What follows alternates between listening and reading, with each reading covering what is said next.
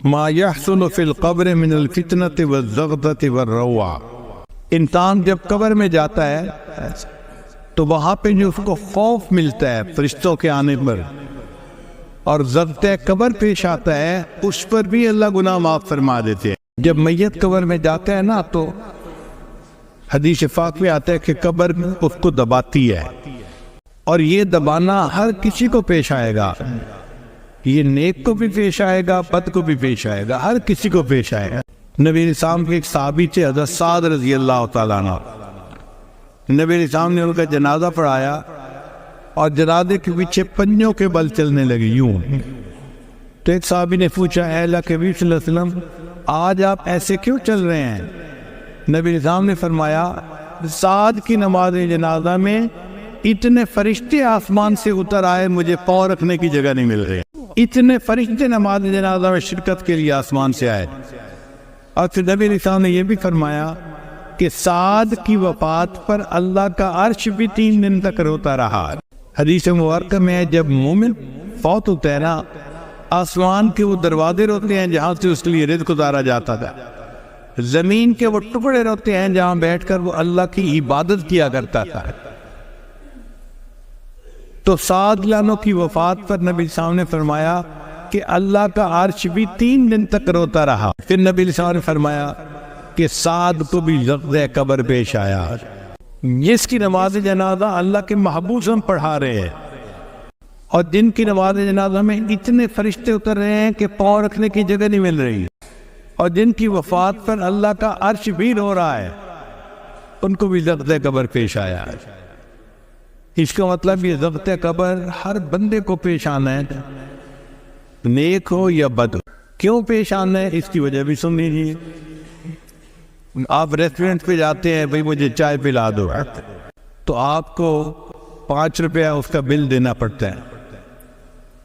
پھر آپ کہتے ہیں نہیں اس کے ساتھ ذرا 2-4 کباب بھی لے آؤ، تو اب بل جو ہے وہ 100-200 روپے ہو جائے گا. آپ کہتے ہیں نہیں یار مجھے بھوک لگی ہے، کھانا کھانا ہے، اب ہزاروں میں بل چلا جائے گا. جتنا کھانا بڑھتا گیا اتنا ہی اس کی پرائس بڑھتی گئی.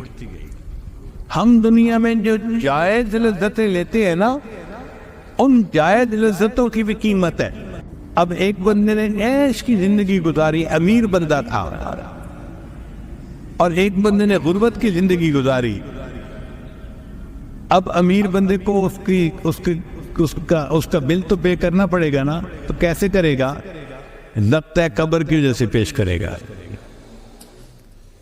غریب آدمی کو کم پیش آئے گا اور امیر آدمی کو زیادہ پیش آئے گا.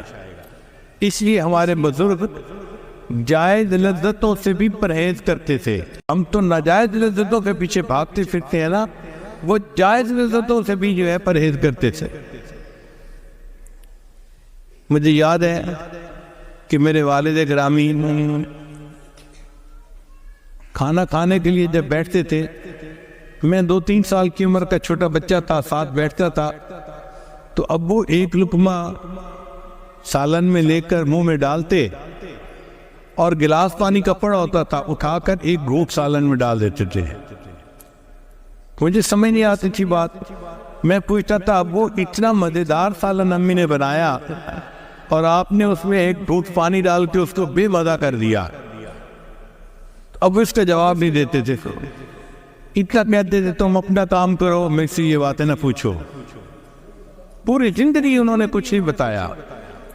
جب ان کی وفات ہوئی تو پھر والدہ صاحبہ نے مجھے بتایا کہ بیٹا وہ کہتے تھے کہ یہ نفس دشمن ہے، ہم اس کو لذتیں دنیا میں کیوں دیں.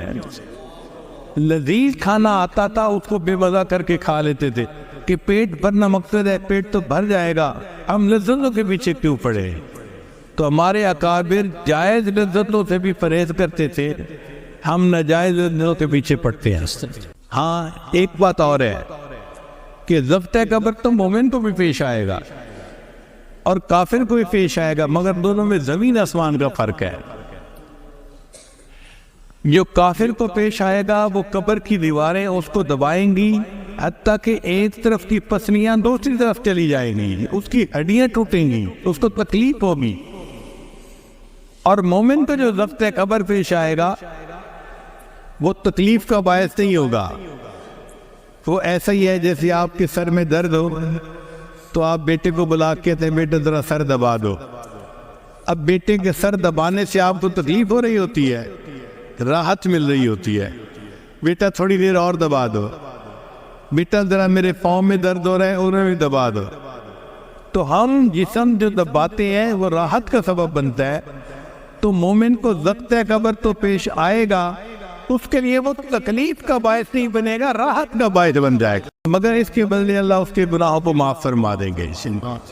رحمت اللہ وعفوہ ومغفرتہ بلا سبب من العباد. قیامت کے دن اللہ تعالی محض اپنے فضل اور اپنی رحمت سے اپنے بندوں کے گناہوں کو معاف فرما دیں گے. بندوں کا کوئی عمل نہیں ہوگا، اللہ کی رحمت کا اظہار ہوگا. چنانچہ مفسرین نے لکھا ہے قیامت کے دن نیک لوگ شفاعت کریں گے، شہداء کریں گے، صالحین کریں گے، انبیاء کریں گے، سید الانبیاء کریں گے. سب جب شفاعت کر چکیں گے، جنتی سارے کے سارے جس کی چاہیں گے شفاعت کریں گے. ایک ایسا وقت آئے گا کہ کوئی شفاعت کرنے والا نہیں ہوگا. اللہ فرمائیں گے ہر شفاعت کرنے والے نے شفاعت کی اور اپنی رحمت کا اظہار کیا. اب میں پروردگار اپنی رحمت کا اظہار کرتا ہوں.